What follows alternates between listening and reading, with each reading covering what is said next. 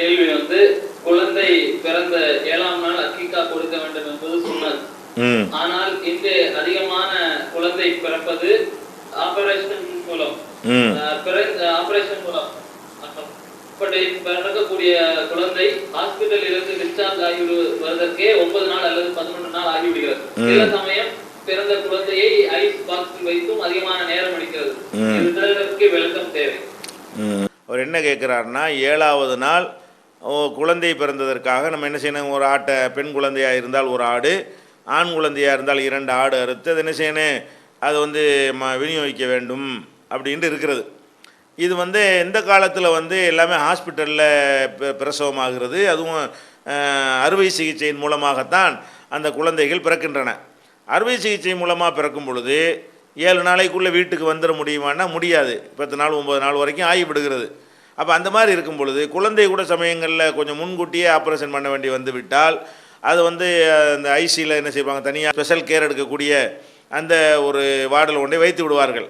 அந்த மாதிரியான ஒரு நிலையில் இருக்கும்போது கூடுதல் நாள் 20 நாள் கூட ஆகிவிடும். அப்படி இருக்கும் பொழுது எப்படி அதை அக்கீகா கொடுக்கறது என்று அவர் கேட்குறார். அதாவது அக்கீகா கொடுக்கறதுக்கு இந்த தாய் அங்கனக்குள்ளே உட்கார்ந்து இருந்து தான் கொடுக்கணும்னு நமக்கு சட்டம் கிடையாது. அல்லது இந்த தகப்பனார் அங்கே இருந்து அவர் கையினால் தான் கொடுக்கணும்லாம் சட்டம் கிடையாது. இந்த காரியத்தை ஒரு குழந்தை அல்ல தந்தது சந்தோஷம் தானே, சந்தோஷம். அதுக்காக வேண்டி நீங்கள் சென்னையில் ஆஸ்பத்திரியில் இருந்துக்கிட்டே நீங்கள் உங்களுடைய ஊர் தஞ்சாவூராக இருக்குமே, ஆனால் இங்கேருந்து ஃபோனை போட்டு உங்கள் தாய் தகப்பனாருக்கு சொன்னீங்கன்னா அவங்க கொடுத்துருவாங்க. ஒரு ஆட்டை வாங்கி கொடுத்துருங்க, இந்த மகிழ்ச்சியை கொண்டாடுவதற்காக வேண்டி கொடுக்குறது தானே. நம்மளும் அதில் ஒரு துண்டை சாப்பிடணும், நம்மளும் அதை பார்த்துக்கிட்டு இருக்கணும் என்கிற மாதிரிலாம் மார்க்கத்தில் சட்டம் கிடையாது.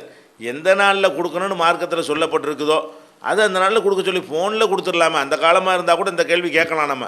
ஆனால் அந்த காலத்தில் சிசேரியன் இல்லை, அதனால் அந்த கேள்வி கேட்க இயலாது. ஆனால் அந்த காலத்தில் என்ன செய்யலாம், தகவல் தொடர்புலாம் தபால் போட்டால் 10 நாள் கழிச்சு போகும். அப்படி காலத்தில் இறந்துக்கிட்டு இருக்கிறோம். எஸ்எம்எஸில் தகவல் கொடுக்க அந்த வினாடி அடுத்த செகண்டில் போய் கிடைக்கிறது.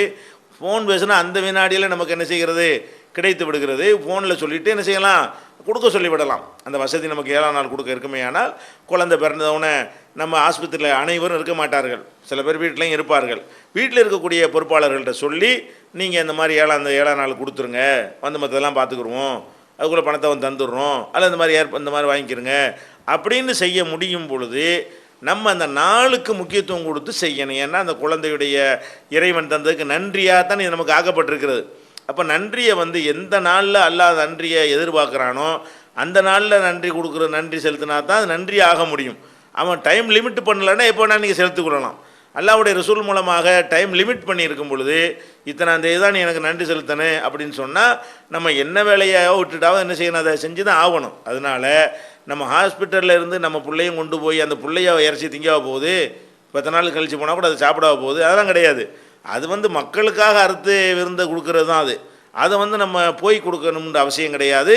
இது பெரிய கிரிட்டிக்கலான ஒரு விஷயமோ கஷ்டமான விஷயமோ நடைமுறைக்கு படுத்த சாத்தியமில்லாத விஷயமோ கிடையாது.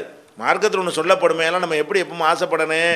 சரி, மார்க்கத்தில் சொல்லியிருக்கு, இது எப்படியாவது செய்ய முடியுமான்னு பாருங்கள். முடியும் தானே, விட்டுருங்க.